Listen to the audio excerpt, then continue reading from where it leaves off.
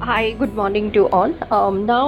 As I promised in the last part of my playlist, wherein I was discussing about the color codes, and I told you all that yes, I would be sharing some of the examples which I picked it up from Pinterest because it was there that I was really finding out certain pins about the color codings, and I found out quite a number of them. So I thought it's always good to share these kind of a things. And in fact, while I am writing a paper on the color codes itself, so these photographs really helped. I mean, not the photographs, I would say these are the pins which I picked it up, and they are really helpful, and they made me understand quite a lot and helped me also in the analysis of it. So I'm going to take you through some of the examples, and maybe this is going to be helpful for some of you who are really interested even in the notes making and notes taking with the help of the color codes. Now in this particular slide, to begin with, you can see that there are, okay, now before I can proceed further,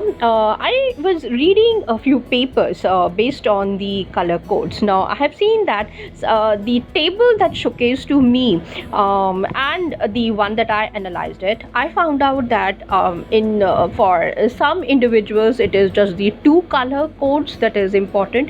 There are, the most popular one is the three color codes, and as we come down to in the hierarchy towards the students and the faculties who are seriously involved with the academic writing, they go with the six highlighters. The color codes are there for them, and how well they are being used, I have already explained to you different color codes. However, here we are going to see and how well this is combined with the different methods that I was talking about. Box method, column method we have seen, then there is what we call the Da Vinci method also. Then later on I'll be coming up, and I've already shown to you what is the Cornell's method. So similarly, you will see in these examples or in these pins that I have taken from the Pinterest as to how the colors have been utilized and how it is important in making our own. And you will see the differences between the way certain students or the faculties do it and the way the systematic things or the management or the system is required even for using those color codes. Now here in this particular thing, you would be seeing that exactly two colors are being used, and that is what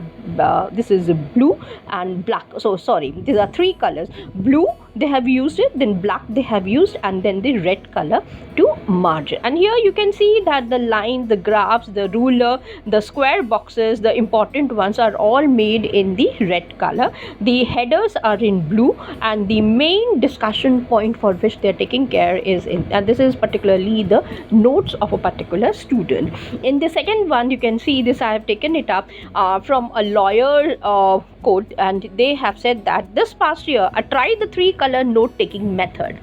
They are experimenting to see whether it really works out for them or not. So I would suggest that even one, we should also introduce it into our own system, writing systems, and understand and see whether this is really going to be useful for us, or is it really fit for us also or not. I use black, red and blue color, which are very easily available in the market. Note that I never use lavish pens like all the bullet journalists are using it. So later on, in one more part, I'll be discussing as to how the journalists use different colors. Now we have seen lawyers, we have seen domains like literature, I would say social sciences or the arts and humanities, and the management students when they are using the colors and everything. We will see particularly when I come over to the journalist and see how well they use the colors. While printing, it's a different thing. While even making the notes also, how do they highlight it and how the stories are made in the boardroom to in order to get them published, you will see those colors, and that's why they use the word bullet journalist.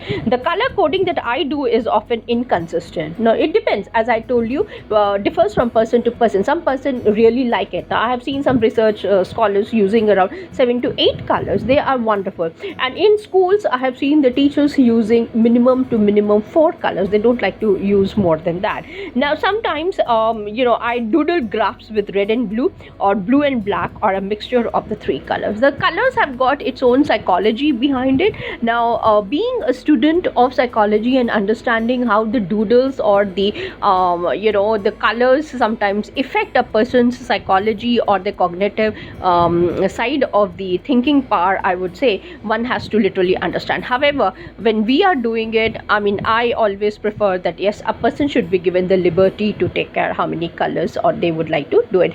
In Montessori schools, definitely yes, they go for first with red, then blue, then pink, like that. The hierarchy is also present, and they prefer that yes, this hierarchy is being maintained. So you can come to know from which background of the education system you belong to. Now, my notes would look something like this. I mean, there was an example which I didn't like it, so I did not. However, this particular paragraph really attracted me, so I said, okay, let me go ahead and put it into my presentation. Now, there are I should say individuals, especially coming from the English background or Hindi background. Now, I haven't seen much in other literature as I have seen in English literature students or the faculties, including me. I would say that yes, when we are taught how well, I mean, I literally went over to some of the workshops wherein story writing, storytelling, puppet shows, how to draw the character. It's a proper training is given to you, and there's a proper workshop which is being done, and there the colors play a lot of importance to us. Now, this is where when you're reading a novel or play and taking notes on it, you may want to choose one color for plot, another color for the character development. Now, if you now the one part of it I have told you under English literature. Now, even when English literature students are there, they're interested in script writing for theater, they would like to go ahead and they're attracted towards theater, or they're attracted towards the film industry. Now, even in film industry, I have seen some of the script writers. Now, if you pick up their file, you will see the way they have marked out with red color, blue color, green color, and when you are given those files and when you check it out, you will understand how well they are also maintained. So it's not that it's just the academic. However, anywhere, wherever the writing activities are there, color codes always come to us as a useful means of developing further. Now, another code for theme, etc. Then, if you have to write an essay or character development, you can easily focus on that colors in your notes. Now, for example, one of the script writers, for hero, it would be a different color. Heroine, there's a pink color. The blue color usually stands for the hero, pink color for the heroine, red color is used for the villain. So this is how the hierarchy, especially in the domain of script writing. If you take up some of these sessions, like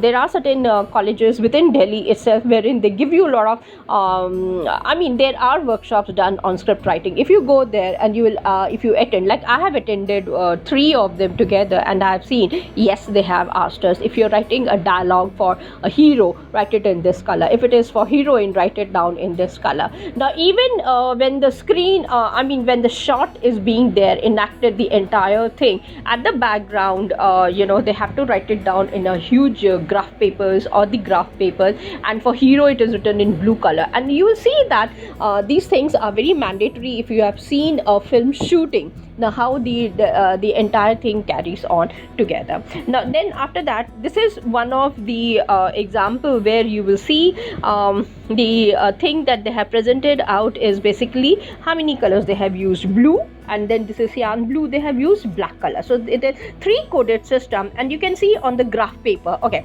one more thing that I've forgotten to share it is usually notes when they are given either 2 lines or the graphical paper is mostly used for writing purposes, and that's why you will see the square boxes. When we were kids, we were using this kind of notebooks also with big squares, and that is where we learned our English alphabets and mathematics, I should say, the new number system basically, and even the Hindi alphabet. The 3 things, they were done even only in the boxes. There's a reason behind it, and maybe I can discuss about it later up. And here you will see that how well the student has without drawing the lines, you can see columns are there, boxes are made, and the way they have used it, the color coding and everything. Now, the next one, you can see the pink color, magenta color is used, and the black color. It's a very 2 simple, 3 colors are used. There is in red also, so you will understand that this is basically 3 coded system.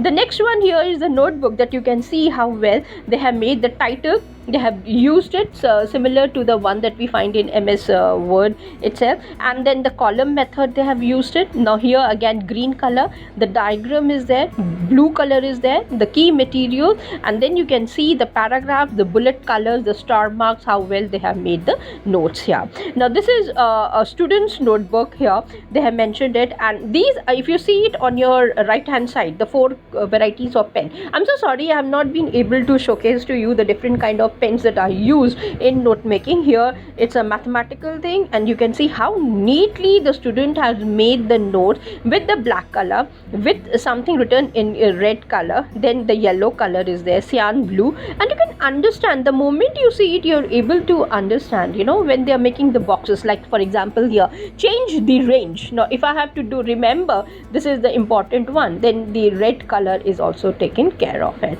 Then we have got the next one, which I have already explained to you. Now this is fantastic one. This I have to tell you that for 1 2 3 4 5 colors. Now if you look very carefully, something which is written in green color. Okay, now if you look closely at the terms that are being used, especially if you're reading a paper and you want to separate it out, some new vocabulary has been introduced in that particular paper or the research article, you can use it in green color while you're making the note. If it is something else, then purple color. Now the coding system has to be designed from your side, and these notes have to be taken care of. The next one is, now see, this is what I said, the visual, the notes, the color scheme, everything is there along with the flashcards. At the back you can see, and the number of pens that they have used it. So you can see the color combinations that they have got out here and the way the markers have been used. Now this is one more variety where you can see the brackets are used.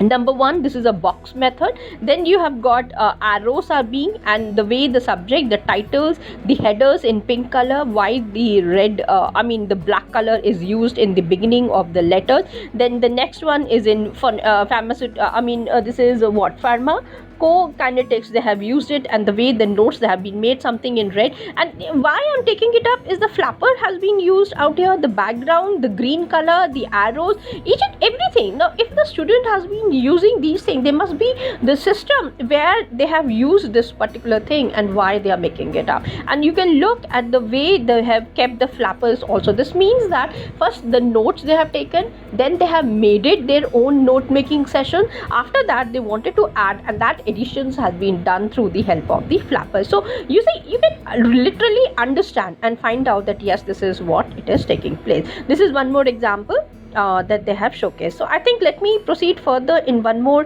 part and showcase certain more examples so that we are able to understand what exactly the color codings are used and what are the various ways in it. Till then, thanks, bye.